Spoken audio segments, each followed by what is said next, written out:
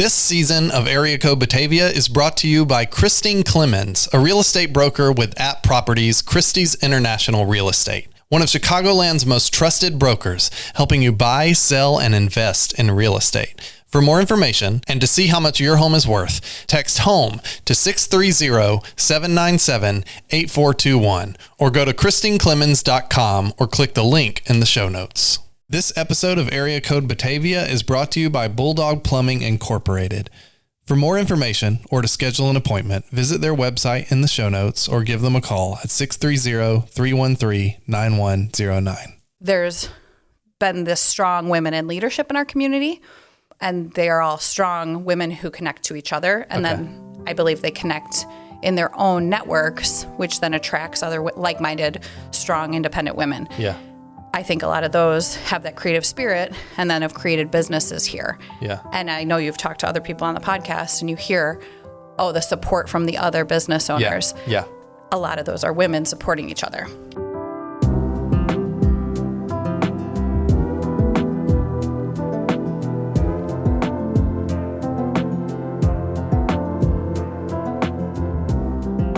Hey everybody, welcome to Area Code Batavia, a podcast about what it means to belong in Batavia. I'm your host, Richard Clark. At the beginning of every episode, we offer a quick list of local businesses that make Area Code Batavia possible. We actually have a few new sponsors this week, so welcome to our new sponsors, Boji Bikes, Windmill Grill, and Christine Clemens of App Properties, Christie's International Real Estate. You'll hear more from her later. And by the way, thank you so much to these businesses who have also been supporting Area Code Batavia for a while now. Bulldog Plumbing, Plimsoll, Dragonfly Senior Navigation Services, 212 Degrees Construction Group, and Tyler Nelson Country Financial. These businesses are, as I say, more than just sponsors. They are active participants in this community. They share a vision for exactly what Area Code Batavia is trying to do, which is create a sense of belonging and investment in this community. So when you're looking for a specific service or product, you know where to go. You're choosing something that's trustworthy and engaged in the community. You can find out more about all of these businesses in the show notes. Just click their links. And if you use one of these businesses, let them know that you heard about them from us.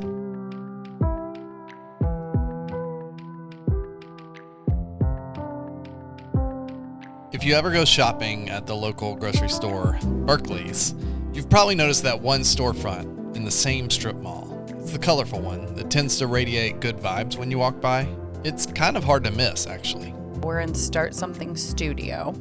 Most people have not been in here before. It is very vibrant, which was our intent. We wanted to create a space where when people walked in, they felt joyful and energetic, because we work with a lot of solopreneurs, so we wanted to make sure they had this. Sometimes that's a little less than energetic. You're doing it all on your own. So We wanted to create this vibrancy. So we've got the bright fuchsia, we've got the teal, we've got the rainbow of color, we've got murals around the space. Yeah. And we were really intentional to have both a feminine feel, but also just really energetic. It's a lot of good vibes, for sure. Lots of good vibes. We even say that on the wall. Yeah. Good vibes. Another Batavia staple that's hard to miss, the wealth of women-owned businesses around town. It's a development that's happened in the last few years, and it's part of the reason Jamie Saam and Lisa Koivu started Start Something in the first place. They wanted to serve and boost that trend by giving these entrepreneurs a place to work, meet, and learn from one another. And then lots of different seating types. So like when you walked in, I'm sitting on the couch because the couch is more comfortable, right? So especially when I'm in this space by myself, I tend to sit on the comfortable furniture, but we have collaborative spaces too. So tables around the space with multiple seating. So whether one of us is meeting with one person or whether we're meeting with a group or whether we're just having lunch with people, we have that accessible space in all those different environments. And then we have little decor pieces around here. And that also is intentional, both to give that comfortable feel, but to allow some of the businesses to use those things if they're doing any product photography or whatever, social photography. So the idea is adaptability to people's needs. Very much so, yeah. Jamie Saam is perhaps marked by her. To me, Jamie Saam is marked by her adaptability. She's in a number of different roles now, not to mention the roles she's had in the past. As the owner of Bulldog Plumbing, a sponsor of this podcast, by the way, and the founder of Start Something Studio, her work days are always shifting and changing. But in the midst of that, Jamie manages to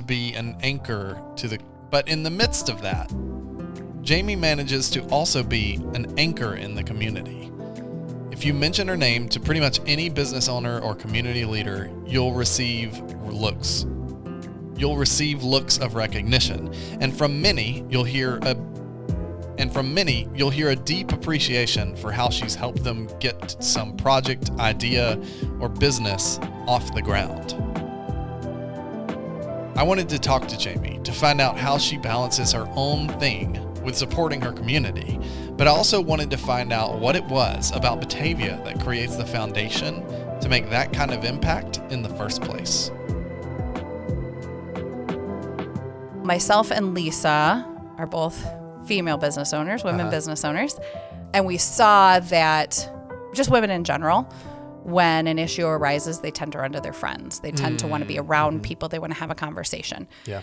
Again, in general, men, when an issue arises, they just face it or go away and ignore it. They handle it or run. Yes, fight or flight, basically, right? Interesting, yeah. And I've actually read a lot about this. So it is again, very general, but it's kind of proven that those are the two ways that the different people react. And because this was going to be a community space, a collaborative space, we knew that we were focusing on women-owned business owners. Yeah. We also are in a community that is, while yes, there's a lot of men who own businesses here too, there's so many strong women in business within Batavia, within Geneva, within Aurora, and beyond. Why do you think that is? We've definitely seen some of that on the podcast so far. Yes. We have a lot of women in leadership, and I'll speak specifically to Batavia, but it does flow up and down the Fox River. So currently our city administrator, chamber director, Main Street director, library executive director, park district executive director. Wow. Until last year, school superintendent were all women. Obviously now there's some men that are doing some of those jobs. Yeah. But there's been this strong women in leadership in our community, and they are all strong women who connect to each other. And then I believe they connect in their own networks, which then attracts other like-minded, strong, independent women. Yeah. I think a lot of those have that creative spirit and then have created businesses here. Yeah. And I know you've talked to other people on the podcast and you hear, the support from the other business owners. Yeah. A lot of those are women supporting each other. I worked for a little bit with somebody in West Chicago a handful of years back. She now lives in Colorado, but it was right before we started the boardwalk shops because I was pushing her hard to be one of our boardwalk shops. Yeah. And she had a pottery business in West Chicago. So this is a good time to stop and just let people know you were working for Main Street Batavia at the time the boardwalk shops were created. Yes. So you were pretty instrumental in those getting started, right? Yes. When the boardwalk shops started, I was the executive director, interim executive director. I had left and they pulled me back in for a minute. So we were working on kind of the concept of the boardwalk shops. And as I was thinking about that, we were thinking about what businesses are we going to try to attract to get into this space. And again, this business in West Chicago, I knew her, had done some workshops at her space, and I was trying to entice her because at that time we didn't have Thrown Threads. We didn't have the pottery that we're seeing around here more now. I remember her telling me that she dreamed of opening her business in Batavia because she saw the strong, supportive women in business. Okay. Of course, there's competition, and competition isn't necessarily a bad word. I think some people think that it is in business, but really it makes you stronger and helps you evaluate your business more. Okay. But there's more support than a lack of collaboration or people being catty. The businesses tend to want to work together and understand that by working together, they're stronger, they reach a wider audience. Yeah. And somebody, I know West Chicago's not far, but she saw that over here. And basically it was here or Colorado. And she ended up in Colorado. so there were two places, Batavia of all places right around here, or out in Colorado. And really that was because she had family out there. So I remember that stuck with me, that somebody from another community looked at our community and just thought, wow, there's so many strong, supportive women in business in that town. That it was unique in that way. Yeah. Again, I think you see that up and down the Fox Valley. It's not just Batavia, but you see it very strong here. How do you resolve that tension between, because I think I've had other conversations where I've even said myself, like, competition isn't necessary or real, doesn't have to be. But I like this idea, or I'm interested in this idea that competition actually is pretty important for business. I feel that sometimes, like driven to become better because of competition. And we just see it happening, like in local business and et cetera. You see businesses that are in competition with each other end up getting better as a result. Yes. Undeniable. 100%. How do you be both a competitive business and in collaboration with your competitors? How does that work? I've actually talked about this kind of frequently recently. And I think competition makes us look at ourselves and our business and the other person's, whoever our competition is, and figure out what our differentiating factor is, right? So plumbing, right? Our plumbing company, what makes us different and what makes us unique? There's a million plumbers, So you co-own with your husband Bulldog Plumbing. Correct. Which is one of our sponsors. Full disclosure. Yes, we are. Yes.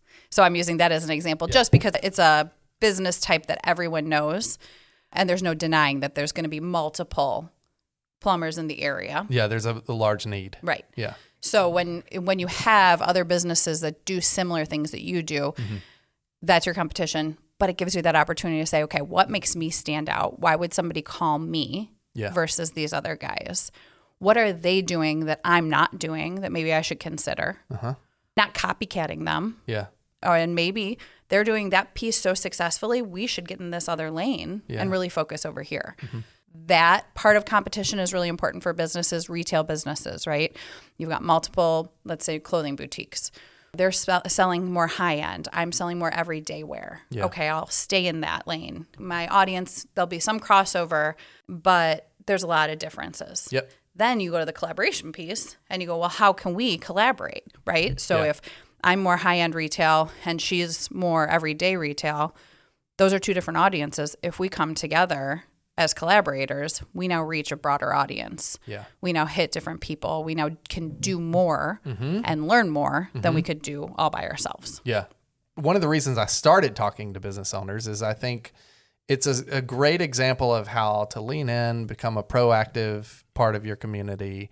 They establish culture in sort of a proactive way in community. But one of the things, like as you're talking about competition and collaboration, I think we face those same tensions. But do you think that we experience those same tensions as just people in the community between like competition and collaboration? Yeah, for sure. I think when I've talked about competition versus collaboration, you talk about just athletes sporting, we see that in communities up and down the Fox River Valley, right? Sure. Let's say Batavia and Geneva. Yeah. You see there's a huge rivalry there, We've right? We've structuralized competition in that case. We have. It is. I mean, we fundraise with it. We do everything. It would be impossible to not compete with another sports team. Exactly. Yeah. Exactly. But then you see that kind of filter into the everyday lives.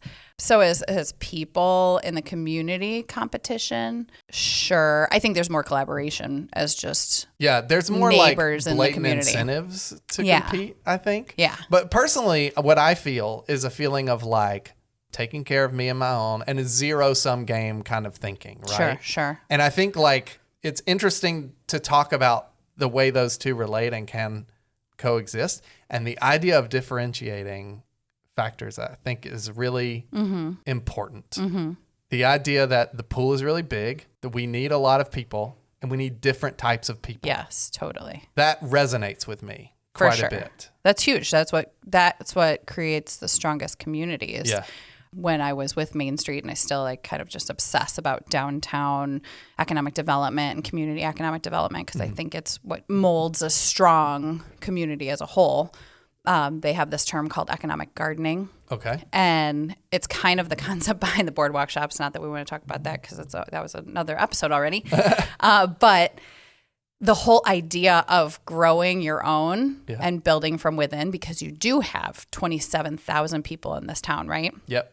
And I think this is why I love small business owners so much, or micro business owners so much, or entrepreneurs so much, because they're actually making a choice to use their skills and their passions to provide a service or a product within their own community. And like, if you look back at history, that's what people did, right? You're going to be the farmer and he's going to be the hunter and she's going to be the water collector and they're going to be the ones that make the clothes. Like, people within your own community provided all the services and the products. Right. And we've kind of gotten away with that with big box stores and things like that. But we have 30,000 people here and they all have unique skill sets. So it's beautiful to see when they actually like harness those and open restaurants or businesses, brick and mortar businesses, or service businesses out of their homes, or industrial businesses that provide those resources within our own community. Yeah, that's cool. It is cool. Now it's time for a new segment I'm excited to introduce, Settling In. This is where we'll be diving deeper into what it means to make Batavia home, with insights and advice from our title sponsor, local real estate expert Christine Clemens of App Properties, Christie's International Real Estate. Each week in Settling In, Christine and I will be having a conversation about how she and her clients are able to make Batavia home. Today we're kicking off this segment with an introduction to Christine herself. So my name is Christine Clemens. I'm a real estate broker with App Properties, Christie's International Real Estate. My office is in St. Charles, but I serve all of the Fox Valley area. And do you live in St. Charles? So I live in Geneva, but I live in an area of Geneva that is actually within the Batavia Park District's limits. Okay. So my children go to Batavia schools, and Batavia very much feels like home for me. So we'll just say you live in Batavia. We can do that. We'll just like fudge it a little bit. Yes. Well, it's funny because I have a Geneva address, but then everything goes to Batavia. So I feel like I got the best of both worlds. Yeah. I get to be a part of Geneva, but also very much a part of Batavia. You are in the business of selling homes. Yes. Why did you go into that business? So it wasn't something that I ever imagined myself to do. It was actually someone that in my life that does this in a completely different state had talked to me about it. And he was like, I think you would be very, very good at it. And I told him, I was like, I don't want my face on a bus stop sign. That doesn't seem like something I want to have happen. Yeah. And, I just didn't ever see that for myself. But I ended up getting my license and doing it. And it is so rewarding. It has put me so centered in my community. Yeah. I feel so very connected to the town in which I live, the Fox Valley. I know everything really well. And beyond that, I've met so many incredible people. My clients end up being my friends, whether they like it or not. We ended up getting along, and I follow up with them, and it is such a rewarding thing to do. I truly love what I do. So do you have your face on a bus stop? No, I don't, not yet. But I think I might have my face on a podcast soon. Your voice on a podcast is just as good as a face on a bus stop. Yes. Maybe better. I think better. Yeah. I think better. Christine Clemens is a real estate broker with App Properties, Christie's International Real Estate, one of Chicagoland's most trusted brokers, helping you buy, sell, and invest in real estate. For more information and to see how much your home is worth, text HOME to 630-797-8421 or go to christineclemens.com or click the link in the show notes.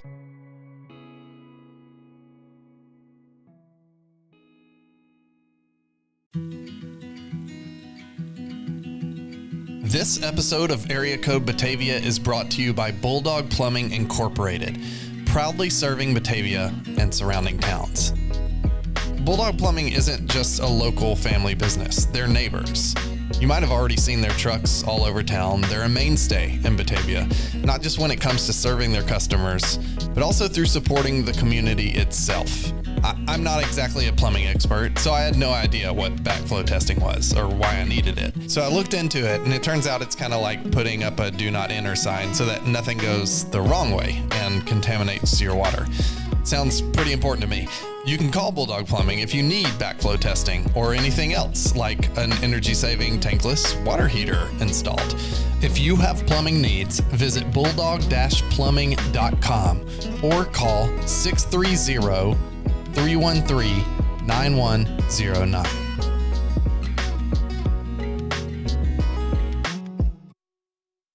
When is the first time you ever felt like you belonged in Batavia? Well, I grew up here.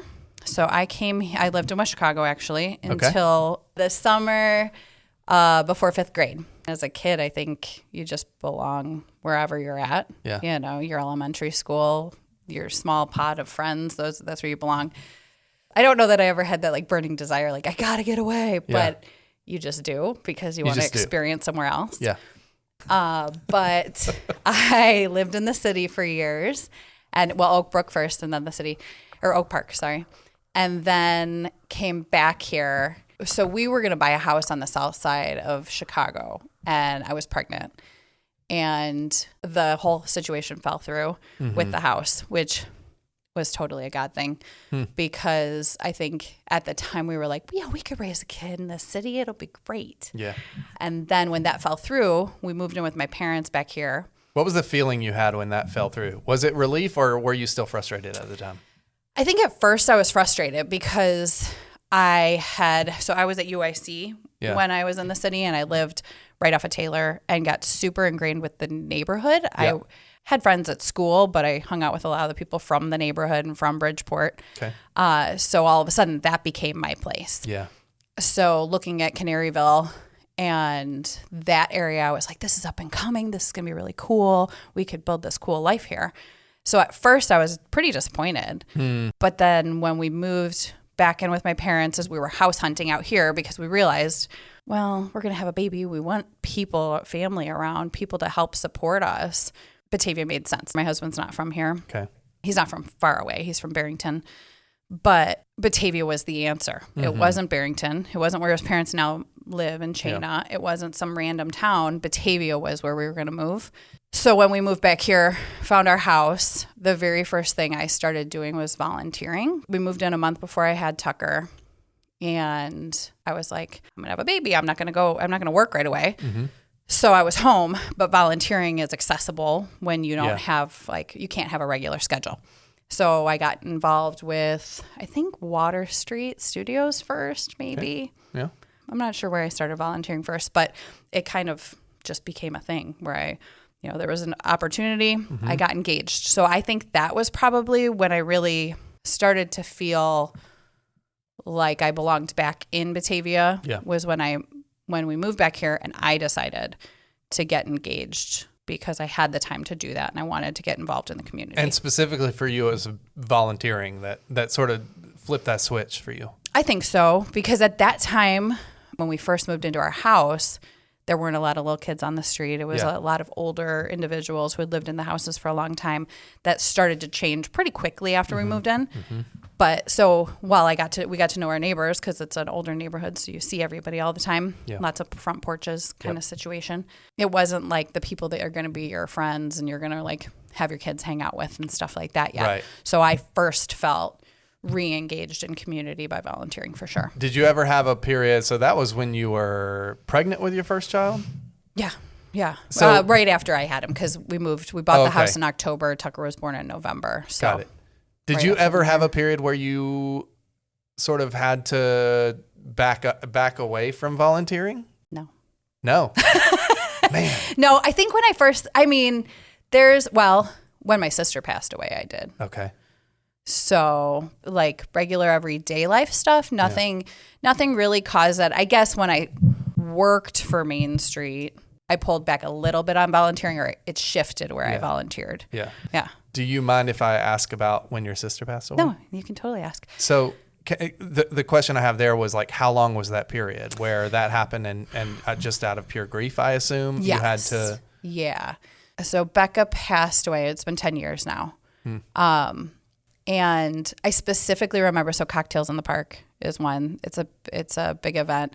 Yep. And it was actually, I guess it was kind of volunteering and working with Main Street and all of those things.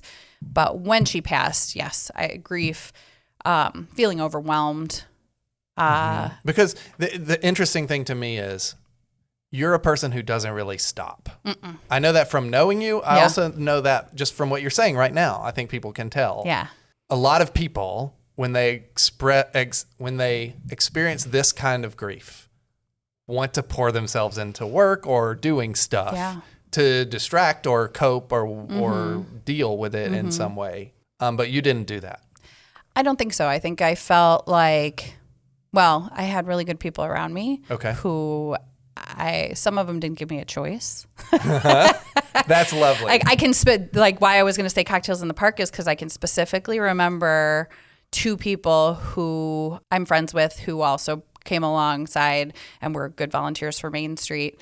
And they basically took over that event for me because they were like, you're not going to be able to do this. Yeah. So we're just going to do it and we'll check in with you and all of that. So there were a million other aspects that people did that too, from the moment that I had found out, the people that actually are old pastors showed up at our house and gave Doug and I hugs and then said, Tucker, Max, we're getting in the car and you guys are coming with us and we're just going to let your parents be here for a little bit, you know? So just having good people around you, I think they didn't give me a choice to dig in too much because they knew I was going to have to navigate those emotions. And I think it made me, grief is messy. But I do think that it helped me navigate grief in a pretty successful way, I guess, if you can navigate grief successfully in a healthy way. Yeah. I feel like my stages through that process through the last 10 years have been pretty good. And I've been able to talk about it. And I mean, not that this is an Enneagram podcast, but I'm a 7 and I don't like sad emotions. Yeah. But I think that helped me learn how to navigate sad emotions and all different types of emotions, anger, sadness. Yeah. Mm-hmm. For sure. Love that you're willing to talk about that. And here's why. So much of this podcast is positivity. Volunteerism comes up constantly. Yeah. I worry a lot about the people who don't naturally have those tendencies and the people who are going through seasons like that where they're just not up for it. Right. And I think what's really cool is you didn't say this explicitly, but it feels like you must have felt a lot of belonging to Batavia during that time. Oh, yeah. Not because of what you were giving, but what you were receiving. 100%. Yeah. And the community that I had around me, I think that there's relationships that I have now that were in their infancy stage, I guess, around the time my sister passed, that are now some of my strongest relationships. There's people like my pastor who lost his wife 2 years ago now, who him and his wife stood in our living room, like I said, and now we've flown down and been with him when she passed, so our relationship has grown over the years by navigating through a situation like that. So when we moved here 16 years ago, because Tucker's 16, my parents still lived here in Batavia. Both my sisters still lived here in Batavia. Within a year, Becca had moved to Naperville and Katie was at school and my parents moved down to Arizona. When Becca passed, she had moved down to Arizona. She passed away in Arizona. But my parents and my other sister, Katie, weren't here anymore. Okay. So we had this friend family who was here, and it only got stronger because of that community that was around us and helped us navigate that. Not that that couldn't happen anywhere else, but that was very special and unique to the people who we were surrounded by here in Batavia. It made us closer with our physical neighbors, not just like neighbors in town, but the literal neighbors around our house. We had friends that showed up and they were like, "Oh, I'm going to clean your house today." I'm like, "Okay." Of course, brought food, and you don't realize that you won't eat unless somebody literally puts food in front of your face, and you're like, "Oh yeah, I should eat something." Yeah. When that happened, I think if that happens to a lot of people, something like that, something tragic like that. Becca was only 26 when she passed. She was young. Wow. You tend to want to go be by where your family is, right? Yeah. And there were moments where I was like, "We're moving to Arizona. We're gonna go down, be by mom and dad, and my other sister." And there's still moments where I'm like, oh, maybe we should make that decision. But ultimately, we've decided to stay here in Batavia. And like my parents have literally said that to me at different times throughout the last 10 years. I'd say a couple years in, it came up a lot. And my mom was very adamant. She's like, your life, your community is Batavia. It's there. Yeah. So we're fine. Like, let's make sure that you come down here a couple times a year and we come up to you a couple times a year. We talk, everything's good, but your life is there. Your kid's life is there. Yeah. You know, jump years down the road and my kid's like, I want to be a Bulldog football player, you know? So like, even they're ingrained in this community. Yeah. Yeah. How long have you been a part of, owner of Bulldog Plumbing? Bulldog Plumbing, we officially incorporated in 2011. Okay. And then, so you were doing what with Bulldog Plumbing? What were you responsible for? Let's say right before you start something. I'm not a plumber. So you're not going to people's houses? I'm not going to people's houses. No, that's my husband and the other guys, our other employees. I do some of the back end work, marketing, networking for Bulldog Plumbing. Yeah. All of the fun owner stuff is what I'll say. Okay, fun owner stuff. Yeah, fun owner stuff. So you probably had your hands full with Bulldog Plumbing. Why? What? Can you just talk about the moment you decided, oh, I'm making the leap and starting another thing? Yes. Which was start something. Sure. Well, working with small businesses for so long, I really love to see people succeed in what their passion is. I don't know, lights me up inside, I guess. Yeah. So working with small businesses for so long in downtown Batavia, I never wanted to completely let that go. When I left Main Street originally, Bulldog Plumbing, we needed to update, you know, some of our processes and get a different CRM and do all that kind of stuff. So I spent some time there doing some of that more in-depth back end and getting us ready for like the next level of Bulldog Plumbing. Right. But that is not super exciting for me. Right. While that pays the bills and is awesome and we do love it every day. It's not an outlet. It's not an outlet. Yeah. So I started just mentoring, consulting, working with small businesses, doing some social media for small businesses on the side. And Lisa, my partner here at Start Something, and I work together often because she does small business websites. So we were getting together a lot, just talking about what our individual next steps were. How did you meet Lisa? I think I met Lisa originally from a networking group called the Boss Moms. Oh, interesting. Does that still exist? It still exists. Yes, it's we meet monthly in Geneva at the Persinger Center. Okay. But now they've branched out into Wheaton also. So there's kind of two contingents of the Boss Moms. I'm pretty sure that's where we met. Okay. Originally, it was some networking, and she was doing small business websites way cheap. And she would admit that, which was great, right? Where you're like giving it away. Yeah. But helping small businesses because, you know, when we start as entrepreneurs and business owners, we don't think we can spend any money. We think we have to do everything, you know, for free, and there's no funds. Yeah. So that's how we started working together. So when a business that I would know needed a website, I'd refer them over to her, and she was working. So we worked in tandem, but we didn't work together 100% yet. So we were meeting at the library, at the Batavia Library, for just, again, kind of both of us looking at what does the future look like for you and what's the future look like for me and how else can we work together. She gave me this book, and it's called Do What You Love, Love What You Do, and it's by Holly, what's her last name? I don't know. But she's out of the UK, and she basically has this passion for small businesses and loves promoting these small businesses and loves helping them find better ways to market their business. So I read this book, and I'm like, let's do something. That would be great. Let's just do something together. Yeah. At the same time, super weird, and I don't remember if I've told you this or not, this space that we're in was an accountant. Okay. I end up being the executor for this accountant while she's in the hospital, and then she passed early in the new year. Yeah. And one of the things as the executor is I had to shut down her accounting business that was here. And this whole room with metal filing cabinets and stacks of papers. I mean, she was old school. She was 82, 83. Yeah. Lots of desks, big box computers. Like, I mean, it was a mess. Yeah. Yeah. So as I was doing that, and as Lisa and I kept having this conversation about what we were going to do, we were like, well, what if it'd be great if rather than meet people on Zoom or at the library or at a coffee shop, we actually had a physical space so that people could come together and be in community and collaborate. Yeah.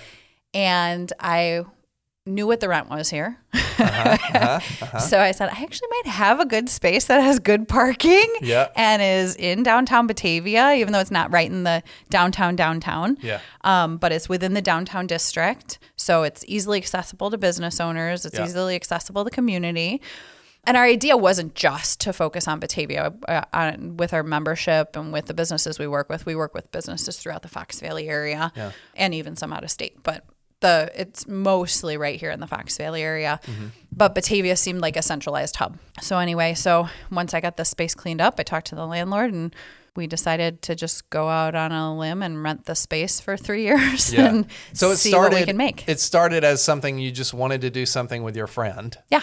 And around this idea. But then it's sort of like one thing led to another kind of thing where you started to see a vision tied to the space. Very much so. Yeah. It definitely morphed as we started physically working in the space or working on the space and had more and more conversations about it. It definitely changed once we knew there was going to be a physical space, what we were going to do with people. You've kind of talked about this a little bit, but was there in your mind a particular need for women in Batavia to have something like this? Yes. The Fox Valley area and Batavia in particular, as I mentioned, has a great amount of small business owners and women in particular. And after COVID or during COVID, I think a lot of people decided that maybe their day job wasn't what they wanted to do forever. Sure. Yeah. Or they found something that they could create, whether it was a service they could provide or whether it was a product, and they decided to take that next step. So it was almost like there was this influx of all these new businesses who were just winging it. Yeah. They didn't know what they were doing, so they just launched. Now, our area has a tremendous amount of resources for small businesses, and people just don't know about it. So you've got the Small Business Development Center at Waubonsie. If you're a little bit more east, you've got it at COD. If you're a little bit more north, you've got it at Elgin. They're all associated with community colleges. So you've got the SBDC. Next level businesses, you've got Fox Valley Entrepreneurship Center. You've got SCORE out of Naperville. You've got the Women Business Development Center out of Aurora. Yep. Then you've got local organizations like the Chambers, the Downtown Partnerships, the Business Alliances. So there really are resources here, but people don't know where to go for what. I think what we saw was lacking was a truly collaborative, comfortable space where people could come to the table and have conversations that sometimes are very productive and sometimes they're just like tearful or navigating something that just you're frustrated with in your business. Or, I mean, I've literally sat at this table. We're in the middle of a meeting with another member, and a member walks in with a huge smile on their face because they just wanted to share that they just sold something, like went out and sold something in their business and they hadn't done it, but they needed to share it because they're solopreneurs. Yeah. So yes, they could go share it with their spouse or their partner or whatever, but we've worked through so much with them in their business. They just want to walk in and share it with us. Yes. You know, I know from experience that the problem with the partner is that sharing it with your spouse or partner is that A, they may or may not get it. Right. But B, my wife gets it, but she does. The problem we have is that it gets old. Like they cannot possibly be the one person who hears every good thing the minute it happens and every bad thing the minute it happens. Yes. So having like a third party is really valuable. Huge. And a third party that is not like, here is my experience with business advice. And I appreciate all of this I've gotten, but it's pretty one note in the sense that it's here's how to fix this. Yes. It's that classic problem, often gendered, where men will tell you, they'll hear your problem and say, fix it this way. Yes. Which personally, I need both. Sometimes I need people to just listen. And I'm open to solutions, obviously, but like sometimes you need someone to listen. Right. Yeah. You just want to talk through it. Like you said, with your own partner, I mean, they'll either give you their honest opinion, or they'll, that's great. That's lovely. So when you come to the table with somebody else, they're going to, if you're asking for an opinion, they're going to give you an honest opinion. Yeah. If you're just asking for an ear, we're able to do that too. Yeah. We literally sit here and sometimes I can tell that's all somebody wants. Right. They just want to show me their latest designs and they just want me to look at them and they're just excited about it. Yeah. Or they want to navigate through how to promote this new service that they're going to have and they just can't figure it out. So they just need to lay it all out. Half the time they just need us physically sitting next to them. Yes. They can figure it out. If it's something on their computer, they just don't have the motivation to do it when they're by themselves. A lot of them work from home. So when they're sitting in their kitchen and the buzzer goes off and the laundry's done, it's really easy to get distracted by that. But when you're sitting here in a space where they don't have to clean anything, they don't have to cook anything, they don't have to answer to anybody, they can physically be here and actually accomplish tasks in their business. Right. That's huge to them. One of the things that fascinates me about Start Something, you say this on your website, you really play this up, is just this is designed to combat loneliness. And so loneliness that people feel when they start a business. It's also loneliness I think a lot of us feel in a community. And there's this thing that I find is very demoralizing, which is being in a crowd of people, being in sort of like a community and feeling like you're not part of it, feeling like you can't find an on-ramp. What to you is the solution to that? Solve that problem. Oh boy, that's a big problem. Whoa, that's intense. Thanks for dropping that on my lap. Well, narrowing it down just right here to the business owners, again, I think feeling like they're not judged so that they can come and they can share it with us. And even if in my head I'm like, oh, you're doing this wrong, I'm going to navigate through that with them and try to be aware of where they're at. We host networking events here. We try to make them as comfortable as possible because networking can be super awkward and weird. Yeah. So we want people to come as who they are. There's people that are dressed to the nines. There's people who are dressed in their Jamie pants. And we want everybody to feel comfortable doing that because all we really want is you to show up so that you can start to build community. Yeah. So whatever that looks like to you to get here, that's what we want you to do. Loneliness is obviously an epidemic. I keep hearing, I'm sure you listen to stuff about it, right? It's terrifying, honestly. It breaks my heart for people because you hear a lot of people who are like, I don't need people. I don't like people.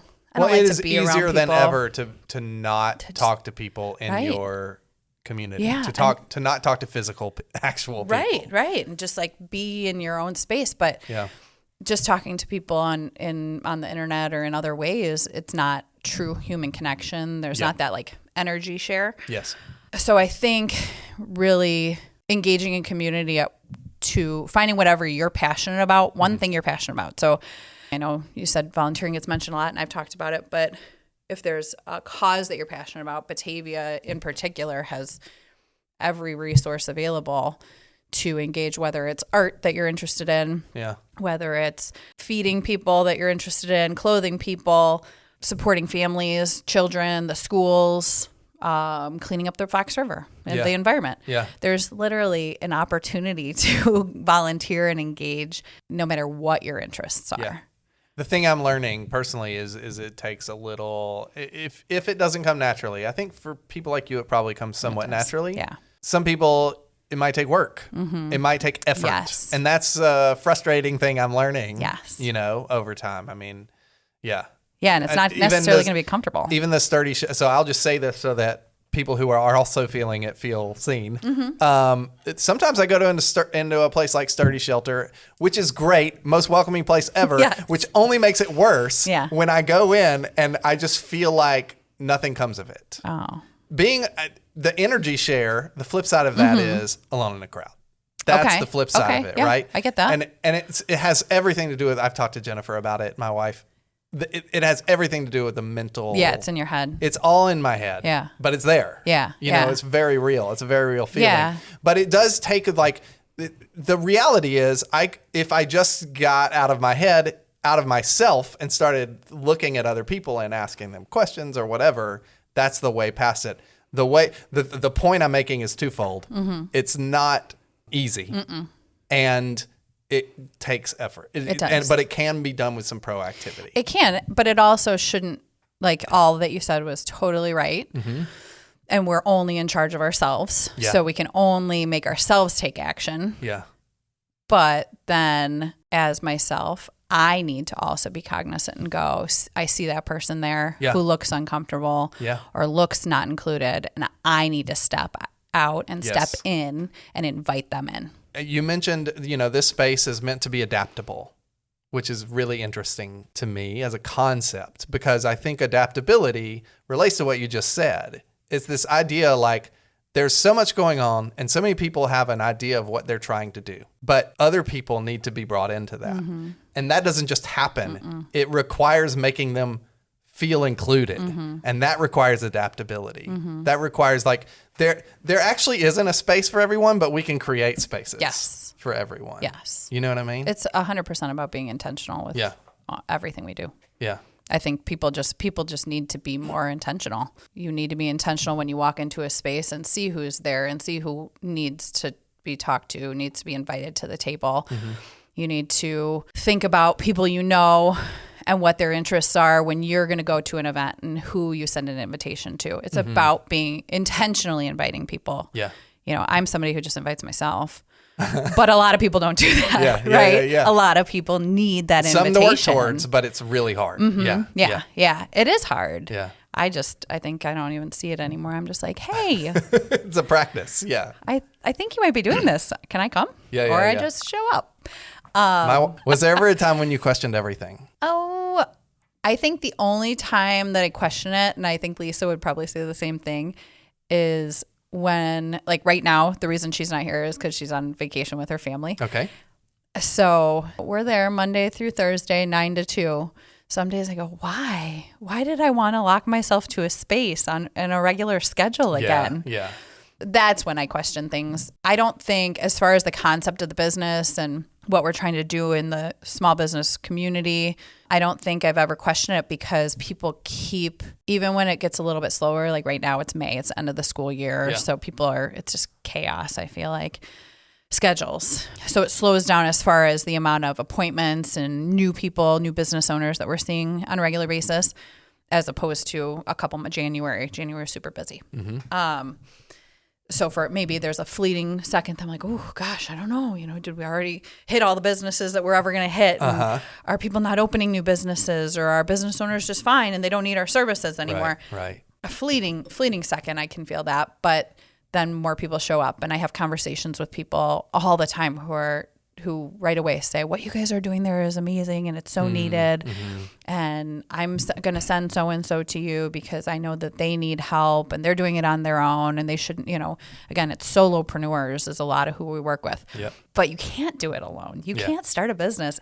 A business isn't, and a business owner and a person, you can't be an island. Yes. You have to have community. You can't run a business all by yourself, never talk to anybody, never let them know you're there, never collaborate, and have people actually find you and purchase from you. Right. So you have to engage, right? Yeah. If you could do whatever you want in your basement, in a room, and never come out of it, but you're never going to sell your product or service. You have to let the world know you're there. You have to talk to other people.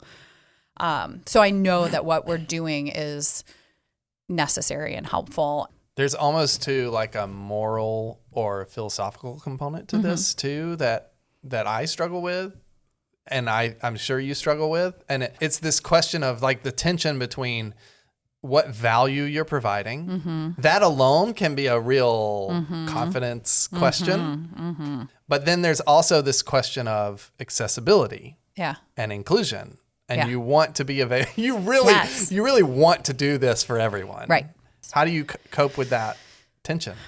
And you have to pay your bills. And you have to pay your.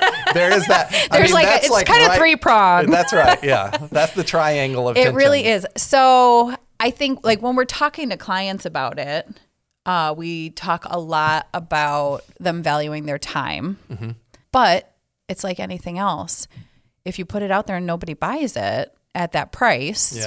I remember when I was cleaning out Ellie's house when I was her executor, and I had this wonderful friend, because I don't like stuff and clutter, And I was like, dumpster, we're pitching everything. And she's helping me because we're going to have a garage sale, a estate sale.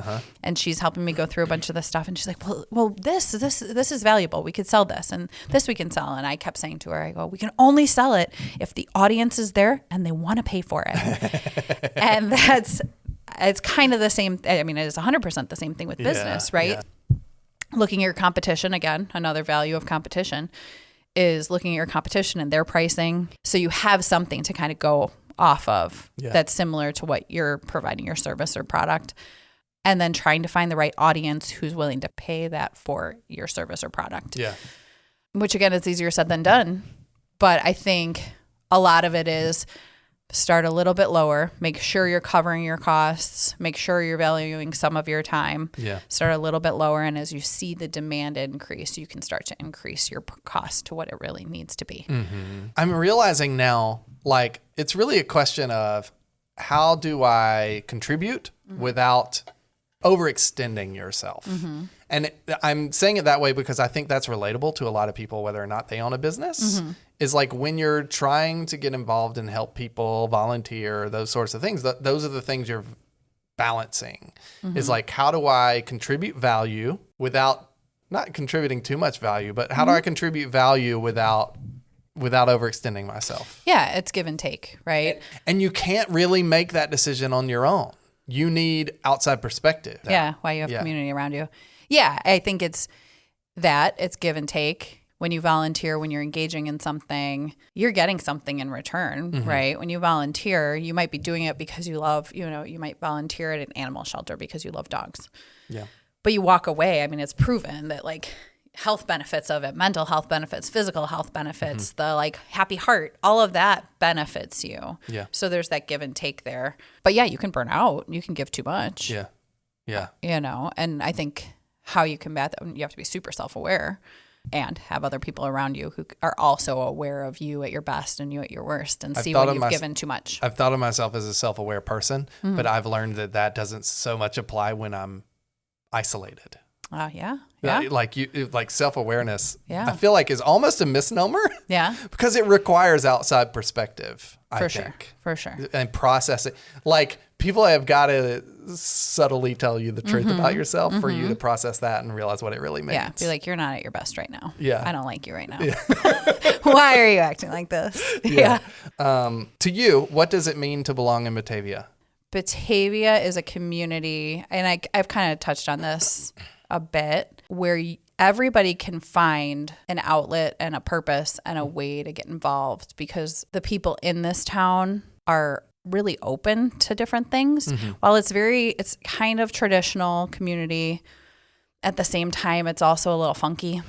And it's a like, just try it, just do it kind of community. Yeah. So I think that Batavia, it's like what we did with the boardwalk. We just had this idea and we tried it and it worked. Yes.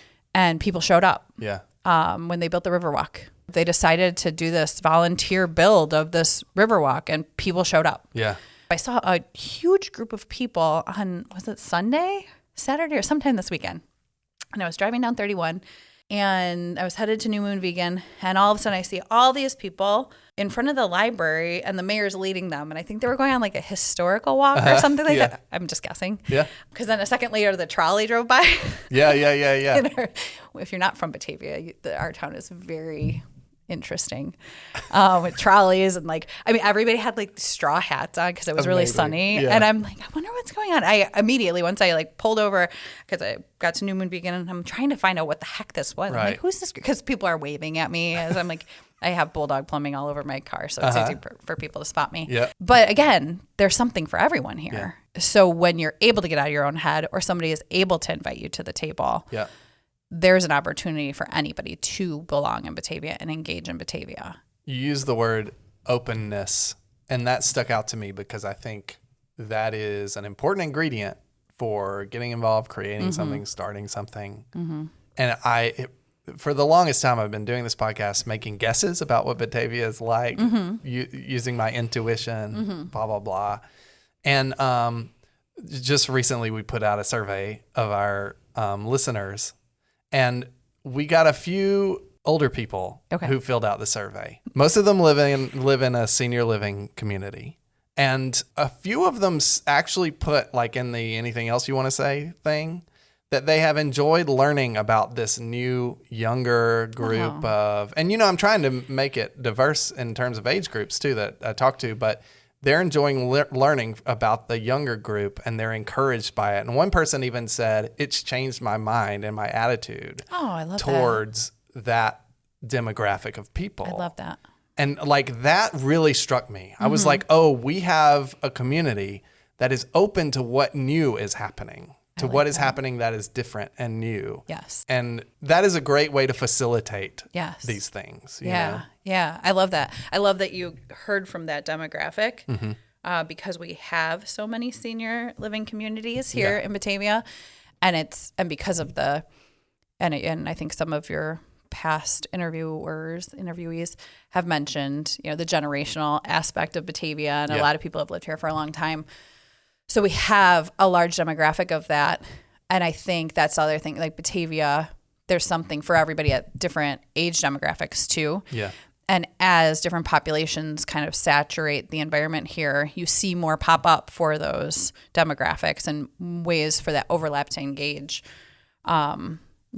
I think Elder Day worked with one of the preschools for a while, and they had it where the seniors were like reading stories and playing games with the preschool kids. Love that. And seeing that cross-generational engagement. Yeah. The mayor actually mentioned at the ribbon cutting yesterday, I think, that there's some high school students who are in the AV film kind of program at the school, and they're going to be going to some of the senior living communities and training them on how to watch the football games on YouTube. Oh, I love that. Because the seniors love watching the Bulldog football games from BATV, but they haven't quite figured out how they can access them regularly. Yeah. So high school students are going to go and teach them how to do that and set it up for them. That's awesome. I know. It's just beautiful. It's so cool how people just step up and do that kind of stuff, to see those high school students see a need and then go and help.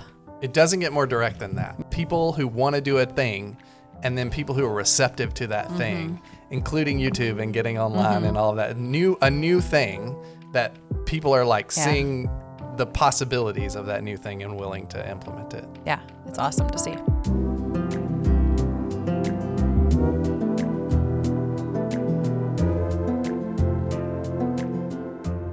Thanks for listening to Area Code Batavia. We'll be back in 2 weeks with another episode. If you enjoy this podcast, why not subscribe to our newsletter? Just click the link in the show notes and put in your email address. Not only will we let you know whenever there's a new episode of Area Code Batavia available, but each issue also brings you 5 concrete ways to experience a deeper sense of belonging in the community of Batavia, Illinois. Most importantly, if you know someone who would love to hear this podcast, please share it with them. Word of mouth is the best way to grow this community and help more people feel like they belong in Batavia, Illinois. Area Code Batavia is produced by Area Code Audio. It's hosted and produced by me, Richard Clark, with additional production help from Jennifer Clark.